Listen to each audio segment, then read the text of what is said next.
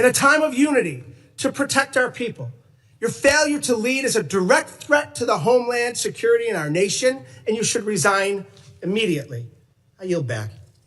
Hold up, this isn't 5 minutes of questions, it's pressure. He doesn't open with policy, he opens with pain. Deportations, communities, a flood, children. Then he slams the whole thing into 2 tiny words, yes or no. That doorway is so narrow, the witness can't carry nuance through it. Step inside and you're stuck living with the answer. Step around it and he calls it dodging. And the moment she tries to swing the spotlight back at him, he's got the shutoff line ready. I reclaim my time. Stay with it, because he's winding up for a closing line that's meant to burn. Thank you, Mr. Chairman. Secretary Noem, with about a year as DHS Secretary under your belt, there's no shortage of criticisms for me to choose from today. You've deported American citizens, bringing a level of inhumanity to this nation's immigration laws that I haven't seen in my lifetime. You've terrorized communities, including my own in Buffalo, New York, vowing to go after the worst of the worst, but instead detaining women, children, and hardworking individuals in pursuit of the American dream. You've botched a response to one of the most devastating floods we've seen, an extreme weather event along the Guadalupe River that took more than 130 innocent lives, including more than 35 children. Central Texas waited days for your agency to respond because of the reckless policies you've implemented. Your FEMA lead was missing in action, completely unreachable, as were FEMA's call lines, with 84% of calls unanswered on July 7th, 3 days after the floods. FEMA personnel, despite your slashing of their ranks, who were ready and willing to help, waited days to spring into action because of your policies. Disasters do not wait for bureaucracy. Your abysmal performance goes beyond your woeful disaster response. You've also taken a sledgehammer to FEMA's recovery, preparedness, and mitigation missions. You canceled more than $4 billion in building resilient infrastructure in communities funds, a program that helps communities reduce their risk of natural disasters. You withheld millions in FEMA funds for emergency alerting infrastructure found to be in violation of the Impound Control Act. You, perhaps most critical to my state of New York, canceled more than 90% of New York State's Homeland Security program funding, including $134 million in urban area security initiative funds for New York City's greater metropolitan areas. You have mismanaged these grants to the point where cities and states, including New York, are suing you to recover counterterrorism funding that's lawfully theirs and that Congress intended for them to receive. It's a tragedy that we're here today discussing these cuts to counterterrorism and security grant funds for a city that was the main site of the September 11th attacks, the entire reason your department was established in the first place. As the ranking member of the Subcommittee on Emergency Management, it's my responsibility to show the American public how you've systemically upended FEMA and emergency preparedness as we know it. So I have a couple of questions. Simple yes or no answer will suffice. Would you agree with the national security officials' assessment that the United States has been operating in a heightened threat environment for several years now? Yes. Yes or no? Would you say New York City is susceptible to these kinds of security threats? Yes, and that's why they should spend. So with New York City being the number one terrorist target in the nation, the federal government gave them. With New York City being the number one, I reclaim my time. With New York City being the number one security threat in this nation, it's unconscionable that you would cut $134 million in urban area security initiative funding for the city of New York. What compels you to knowingly make our cities less safe with these funding cuts? What compels you, your mayor, and your governor to release thousands of criminals on the streets rather than to turn them over to ICE? You'd rather release Secretary Noem, a murderer out on Secretary Noem, you cut $134 million in funds to support the security of New York City and the state of New York, the number one threat in this nation. In your own words, your cuts are blatantly political, callous, and outright dangerous. It's clear you have no interest in countering real threats in the homeland.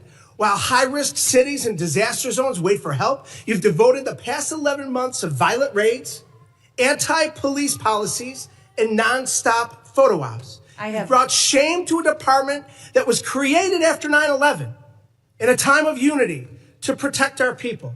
Your failure to lead is a direct threat to the homeland security in our nation, and you should resign immediately. I yield back. Gentleman yields back. I now recognize the gentleman from Alabama, Mr. Strong, for 5 minutes of questions. Thank you, Mr. Chairman, ranking member, and members of this committee. I thank you, too, to our witnesses for being here today, for your work to protect the homeland in an increasingly complex threat environment. My question today focuses specifically on the evolving drone threat. Mr. Glasheen, the FBI's National Counter UAS Training Center at Redstone Arsenal, is now the central hub for preparing federal, state, and local partners for drone threats at major events. What makes Redstone Arsenal such an effective location for this mission, and how does that setting support the scale of training required for World Cup, America 250, and the 2028 Olympics? Thank you for your question, Congressman. What makes Redstone a great partner for us is, one, the support that we have from Congress. Number two, the space we have there. The FBI has been in Huntsville for a long time. Huntsville also houses our Special Agent Bomb Technician Program, where we train bomb technicians, EOD professionals across the United States, and we model the counter UAS school off of that. So that proof of concept has been in place, and we're mirroring that process to train the counter UAS operators. Thank you. I was there for the inaugural graduation. I'm telling you, it was most impressive. I can assure you there's no other location in the country that offers the same mix of controlled airspace, testing ranges, partnered agencies, and mission infrastructure that the FBI has at Redstone Arsenal. Counter UAS has the ability in Huntsville to jam, block, drop, intercept, and do forensics. As demand for this specialized training grows, what investment should Congress prioritize to ensure long-term stability for this mission at Redstone? I'd say yesterday, or the legislation in front of, I think, the Senate right now for the NDA, for the authorities, that'd be the first step to give us the ability to lawfully use the counter U.S. authorities.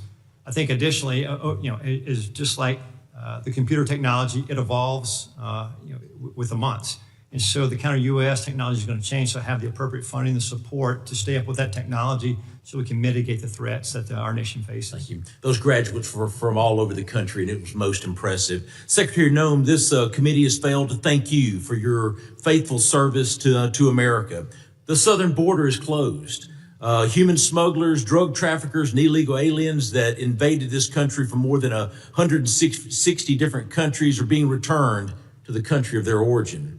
Fentanyl poisonings are down more than 35%. Secretary Noem, thank you for your efforts to keep these drugs out of our country in an effort to save a generation of Americans.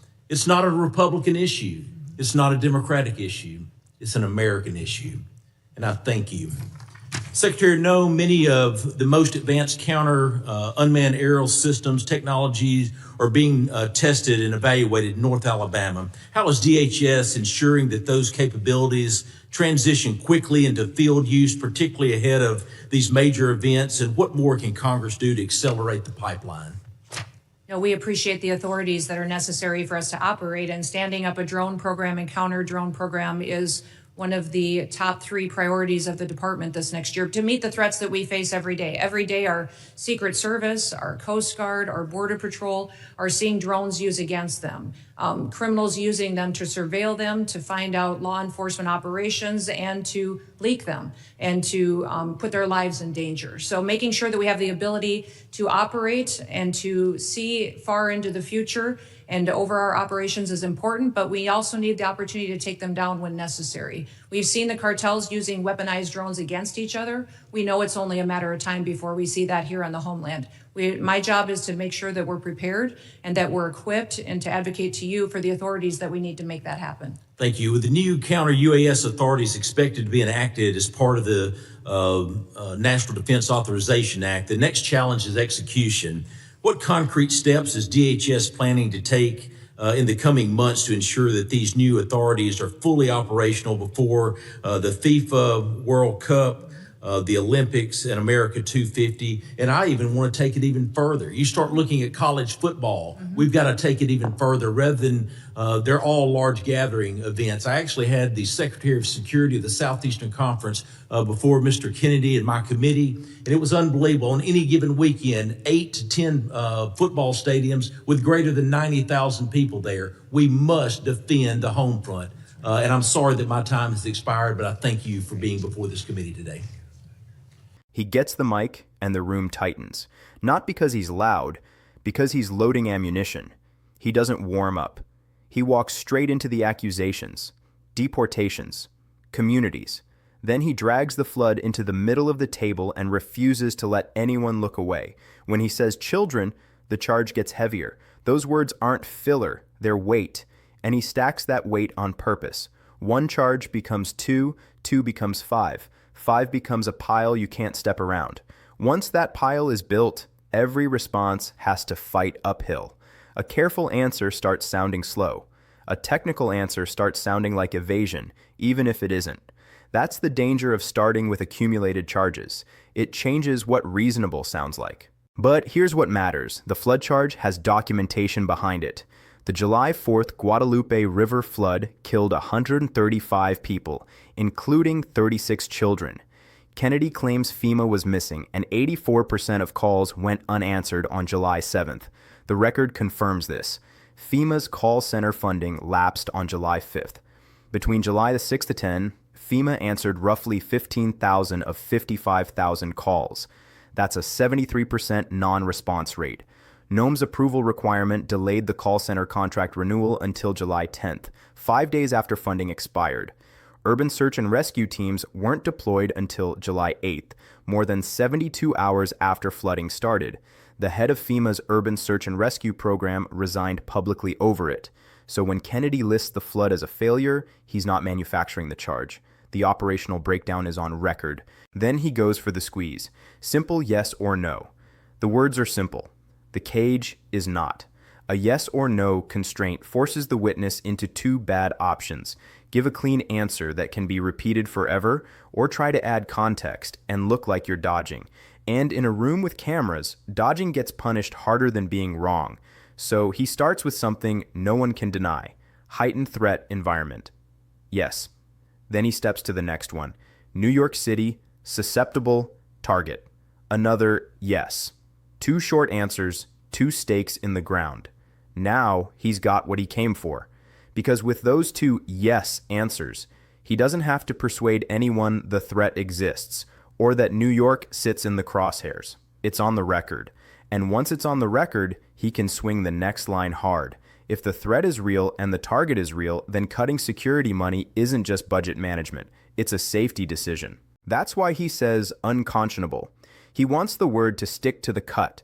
He wants the cut to sound like locking doors when the alarm is already ringing. And the number he uses, $134 million, is accurate.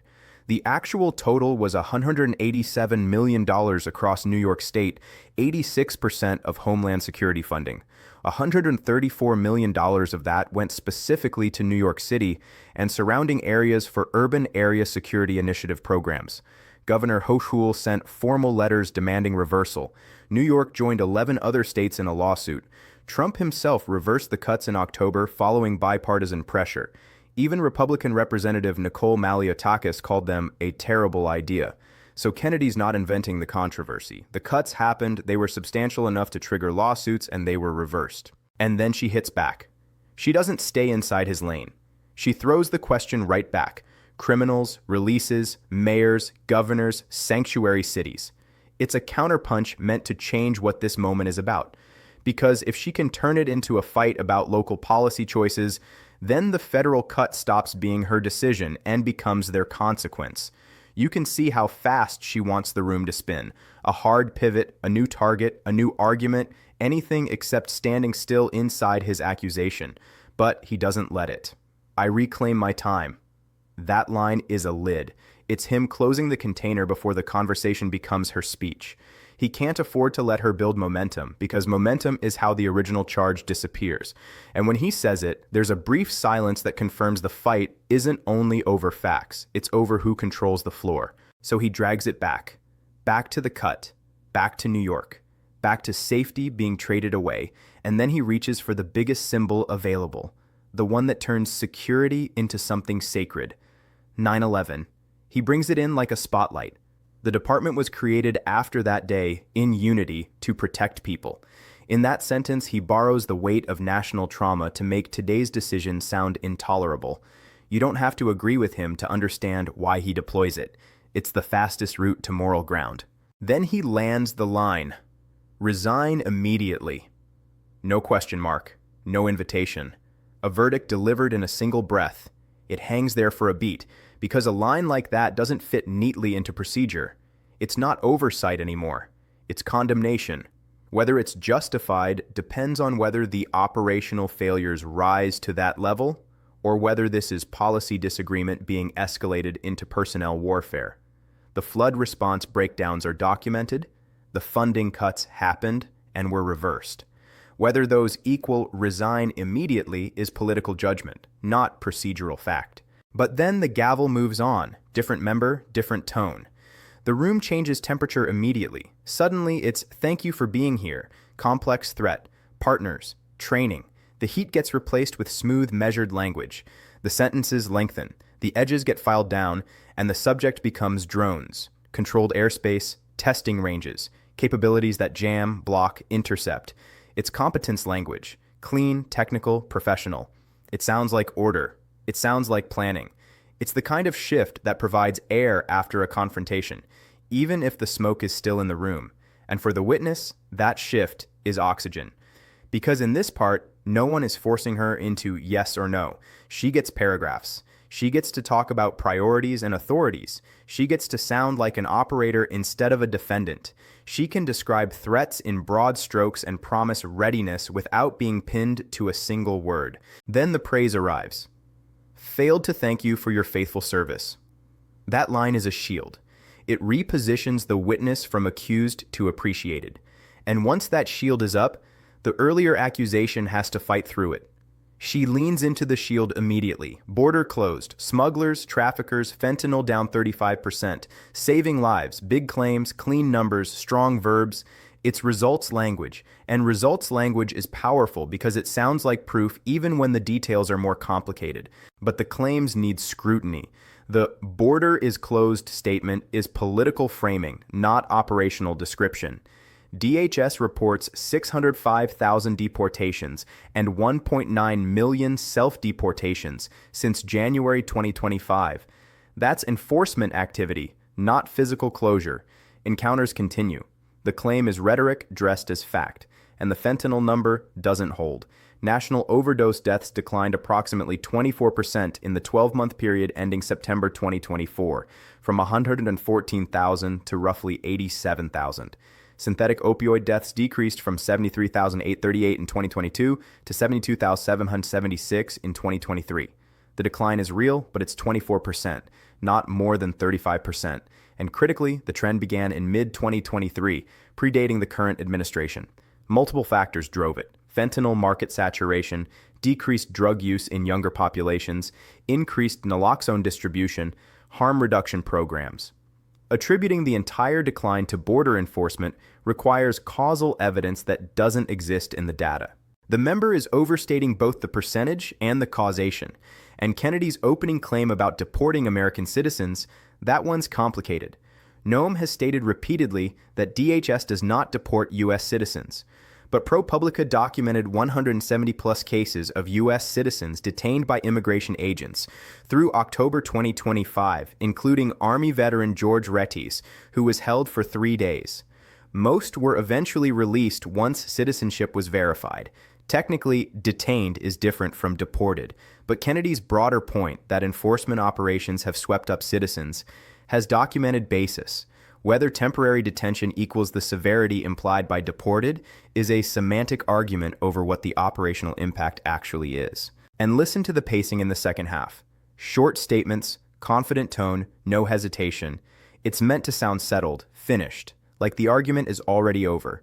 Then she ties it back to something everyone can picture. Packed crowds and something small in the sky. She says weaponized drones. She says only a matter of time. And now the threat feels immediate, not theoretical, close. A future threat that makes present tense requests sound urgent. And the questions keep feeding that urgency. World Cup, Olympics, America 250, stadiums full of people. A list designed to make the room see a crowd and feel the responsibility of protecting it.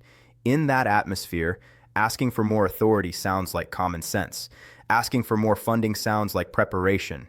Disagreeing sounds dangerous. So in one stretch of hearing, you get two realities constructed back to back. Reality 1, operational failures, funding cuts, resignation demanded.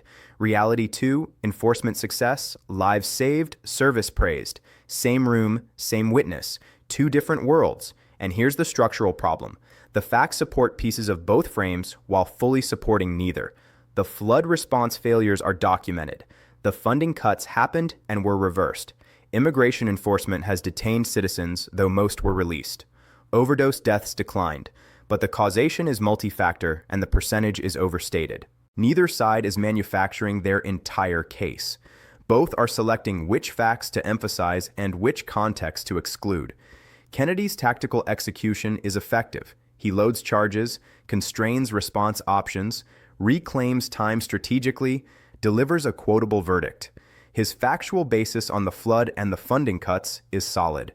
His framing on citizen deportations is more complex than his language suggests. The member offering praise succeeds in shifting tone, but overstates border metrics and misattributes the fentanyl decline. And the sequence doesn't end clean. The accusation doesn't get answered. The demand doesn't get resolved. It just sits there. Resign immediately. While the room moves forward, like moving forward is the answer. That's the final tension. A verdict thrown into the air, and then a procedural reset that treats the air as normal. The clash doesn't get closed, it gets shelved. And the gavel keeps moving because in this room, moving on is the only thing that never gets questioned. And when the next speaker starts, the earlier words don't vanish, they linger, they wait. Because in this place, the hardest lines aren't answered on the spot. They're saved for the next round. Or they become sound bites that live outside this room entirely, in campaign ads and fundraising emails and social media clips, where the 5-minute exchange gets cut down to 15 seconds and the context disappears, but the accusation remains.